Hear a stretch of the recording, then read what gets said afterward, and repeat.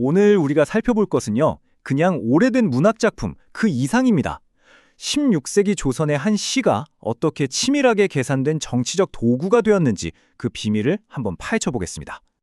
아니, 어떻게 아름다운 사랑 노래가 정치적인 무기가 될 수 있을까요? 바로 이게 오늘 우리가 풀어볼 핵심 질문입니다. 400년이 넘는 시간 동안 수많은 사람들의 마음을 울린 이 노래 속에 사실은 얼마나 날카로운 전략이 숨어 있는지 지금부터 같이 한번 보시죠.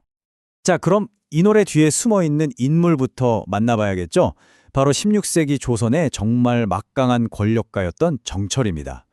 근데요, 이 시는 그가 권력의 정점에 있을 때 쓴 게 아니에요.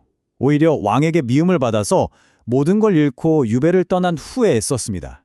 그러니까 이건 단순한 슬픔의 노래가 아니라 재기를 노린 치밀한 심리전의 시작이었던 거죠. 이 작품의 제목은 바로 송미인 곡입니다. 글자 그대로 풀면 아름다운 사람을 그리는 노래 2탄, 이런 느낌이죠.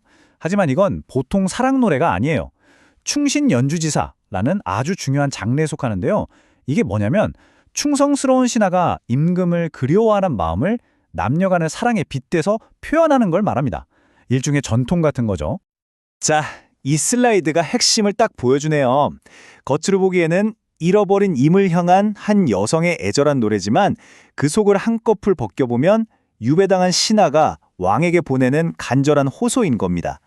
이 이중적인 구조, 이게 바로 이 시의 진짜 힘이죠. 정철의 첫 번째 전략적 선택, 이게 또 기가 막힙니다. 이 시를 두 여성이 대화하는 형식으로 구성했다는 점이에요. 아니, 왜 그랬을까요? 자신의 속마음을 더 진솔하게, 그리고 무엇보다 위협적으로 보이지 않게 전달하기 위해서였던 겁니다. 여기에 등장하는 두 인물, 감녀와 을려를 한번 보시죠. 감녀는 들어주는 사람이에요. 질문도 던지고 위로도 하면서 이야기를 이끌어가는 보조적인 역할이죠. 반면에 을려, 이 사람이 바로 말하는 사람이자 정철 자기 자신의 감정을 대변하는 인물입니다. 이 을려의 입을 통해서 자신의 깊은 슬픔과 변치 않는 충성심을 모두 쏟아내는 거죠. 이 구절은 정말 감탄이 나옵니다. 이 몸에 지은 죄 매같이 쌓였으니 조물의 탓이로다. 이게 무슨 뜻이냐면요. 일단 제 잘못이 산처럼 큽니다 라고 바짝 엎드려요. 그런데 그러면서 슬쩍 하지만 이것도 다 운명을 만든 조물주의 탓 아니겠습니까? 라고 말하는 거죠. 왕을 직접 비난하는 대신에 자신과 막연한 운명을 탓하면서 정치적인 겸손함을 보여주는 거예요. 제가 잘못하긴 했는데 사실 좀 억울합니다. 이 뉘앙스를 완벽하게 전달하는 거죠. 자, 이제는 을려는 님을 찾아서 긴 여정을 떠납니다. 그리고 이 여정에서 마주치는 모든 장애물들은요, 사실 정철이 처한 정치적 현실을 암시하는 아주 교묘한 암호들입니다. 그녀는 먼저 높은 산에 올라갑니다. 님 계신 곳을 조금이라도 가까이서 보고 싶었겠죠. 하지만 곧바로 시야가 가로막힙니다. 구름은 물론이고 안개는 또 무슨 일이야? 하고 말이죠. 자, 이 구름과 안개의 정체가 뭘까요?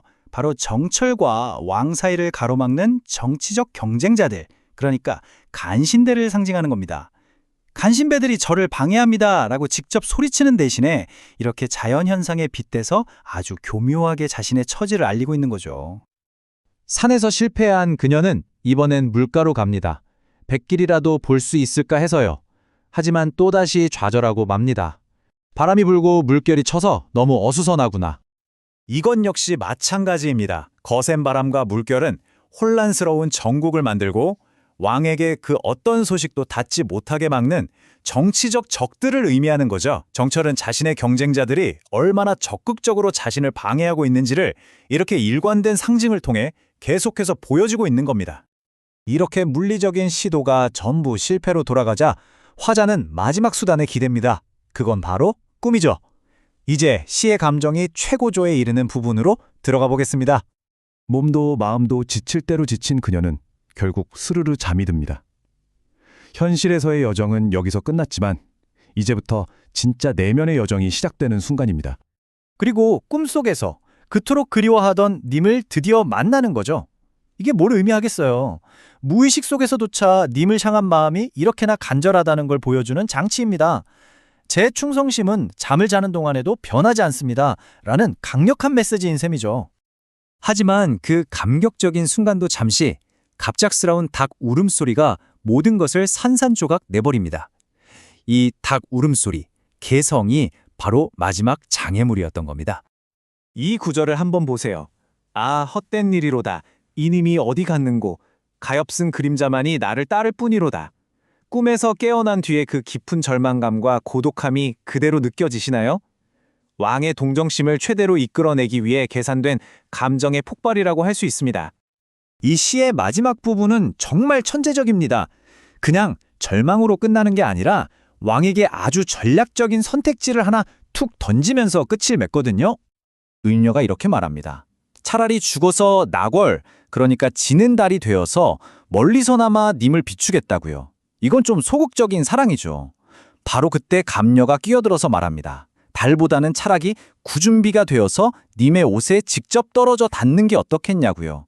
이게 바로 적극적인 사랑을 의미합니다. 결국 이 시는 완에게 질문을 던지는 겁니다. 제가 멀리서 지켜보기만 하는 수동적인 신하가 될까요? 아니면 곁에서 적극적으로 영향을 미치는 존재가 될까요? 저를 어떻게 다시 쓰시겠습니까? 하고 물으면서 공을 왕에게 넘겨버리는 거죠. 정말 대단하지 않나요? 자, 그럼 이제 정리를 해보겠습니다. 이 시 한 편이 어떻게 이렇게 강력한 정치적 도구가 될 수 있었을까요?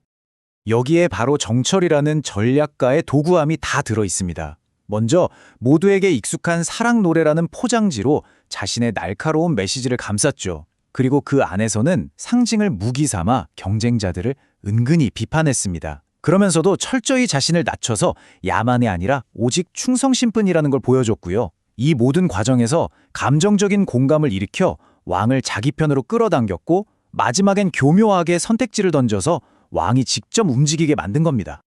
결국 이 송민인곡은 우리에게 시대를 초월하는 권력의 기술을 보여줍니다.